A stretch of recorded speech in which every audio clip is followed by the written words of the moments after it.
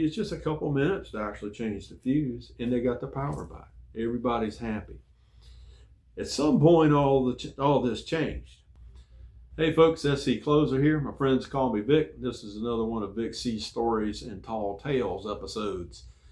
I'm not sure what to call this one. I'm just going to tell it to you. To me, this is an amazing story. Amazing in that it is hard to believe. Okay, just hard to believe. I just don't even, brain wants to explode when I think about it. I was an electrician on board USS AAA. I was an electrician even after that, in the reserves. I served on a lot of different ships. At some point, the rules changed. Back in the 80s, I always carried a pair of fuse pullers in my pocket. I always had a few 10 amp fuses in my pocket. I think they were 10 amp. I always had a few 10 amp fuses in my pocket. And I generally would walk around with what we called a Wiggins meter in my pocket.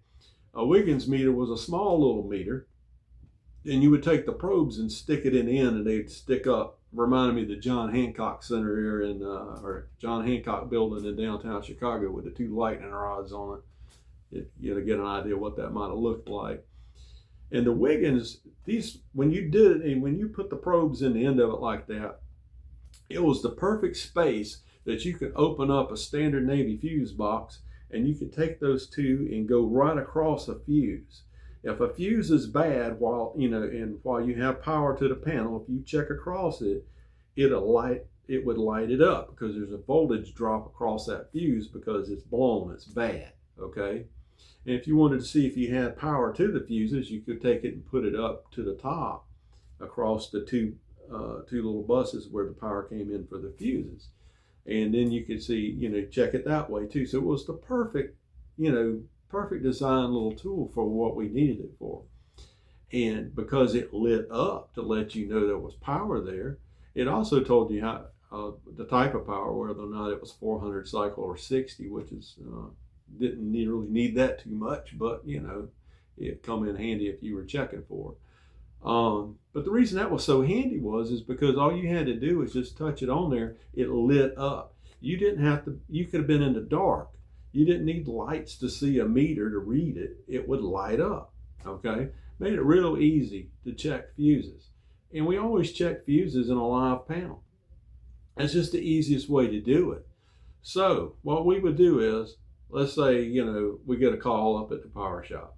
Hey, the lights went out in the dispersing office. Okay, so I'll head down towards the dispersing office. That's down on the second deck.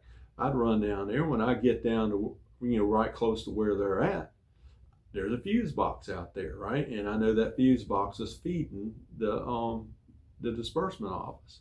So I open up the box and I take my little Wiggins and I start reading across the fuses. And then boom, I see that this one fuse is bad. I reach in my pocket, I grab my fuse puller, I pull that fuse out. I take that fuse and put it in a different pocket, reach over here, pull out a good fuse, put it back in. Now, maybe when I was putting that fuse in, I didn't just hit it quick enough. Maybe I kind of leaned it in and there was a little bit of a flash and it popped that fuse when I put it in. Okay. I just reach in and pull another fuse out of my pocket and stick that one in there.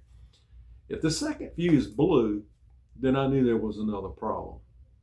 But if it didn't, and most of the time, 99% of the time, it didn't, they had their lights back on. I close up the fuse box. I walk in there. I said, hey, y'all's lights back on? They said, yeah, thanks for getting it back on so quick for us. And I said, yeah, y'all have a good day. And then I leave and go about my business and go fix something else.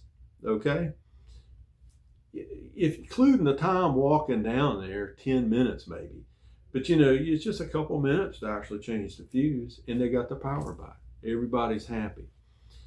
At some point, all this changed.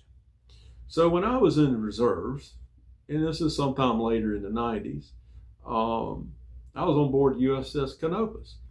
Now, I was not part of ship's company on USS Canopus. I was part of the repair department, which meant that I worked in, I think it was a 51 Bravo shop which was outside electrical repair. So they sent me down to the Fast Attack subs, and occasionally they would take me in a van over to the Trident nuclear subs, and I'd go there and just fix stuff on those.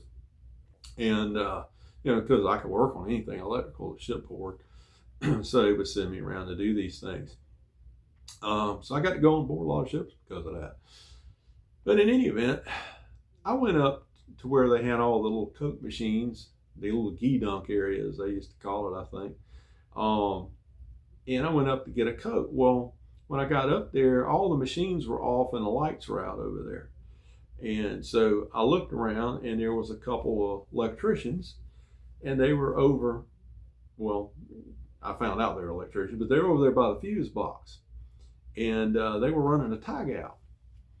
And so I walked up there and I asked one of them, I said, "Hey, what y'all doing?" And she goes, "Oh," she says, "we're having to tag the fuse box out because we're having to change a fuse in some other place around in the area, some office or something." And I was like, "You're tagging it out to change a fuse?" And they're like, "Oh yeah." They said, "We have to tag it out first." And so this is what I found out after talking with them a little bit. If somebody's lights went out, they would call the power shop. I guess they call it the power shop on their ship too. And the electrician would go down there, figure out where the fuse panel was that the bad fuse was likely in, but they weren't allowed to open it up and check it while it was live, okay? So what they had to do is they had to run a tag out, and they had to go and find a breaker that fed that fuse box, and they had to tag it out. This is a procedure. You have to go down to engineering log room, you have to fill out some paperwork, you have to get the tags. You take the tags, you hang the tag, you turn it off, you hang the tag, then you sign the tag and date it and put the time and everything. Then you go back, then you give the paperwork to somebody else. Then this person comes behind you and they check the tags and they make sure they're in the right place and they're signed and executed properly. And then they sign the tag and put the date and time, and then they fill out the paperwork, and then they take that and turn that back in the engineering log room. Now, once all this is accomplished, oh, and did I mention to even be issued the tags to start with? Or after you do all that before they approve to do the work, I forget, it's been so long. You had to get the engineering officer of the day or whoever, they had to sign off on this thing, right? So you had to find that person too. Sometimes they were in the log room, sometimes they weren't. You had to go find where they were, okay?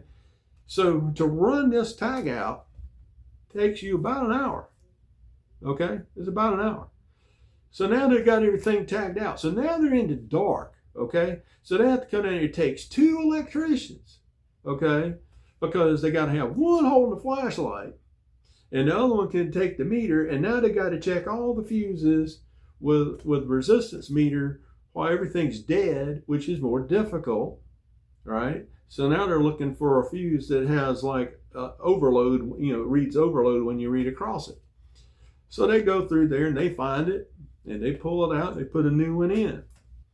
Now, they may have fixed it, they may not have, but they got to go clear that tag. Then it's going to take another, 30, 40 minutes. So if you count everything together now, they've spent close to 2 hours to change a fuse. And when they come back down there and they clear that tag and they turn that breaker on, if that fuse pops again, guess what? They got to go run the tag out all over again. The whole thing all over again for a blown fuse. That is ridiculous, people. That is ridiculous. But that's what happened. I don't know what happened to my Navy. I really don't. At some point, they're going to have to let us fix things and work again. We don't have time for all that stuff. We were allowed to change a 10 amp fuse as long as the power, when the power was on, when it was live, as long as it was a 10 amp fuse, that was considered safe. But now they came and opened a panel to test something. Come on, people, that makes no sense. So I don't even know what to call this. But I tell you what, it was at that point, I'm kind of thinking to myself, I'm glad I'm not active duty anymore.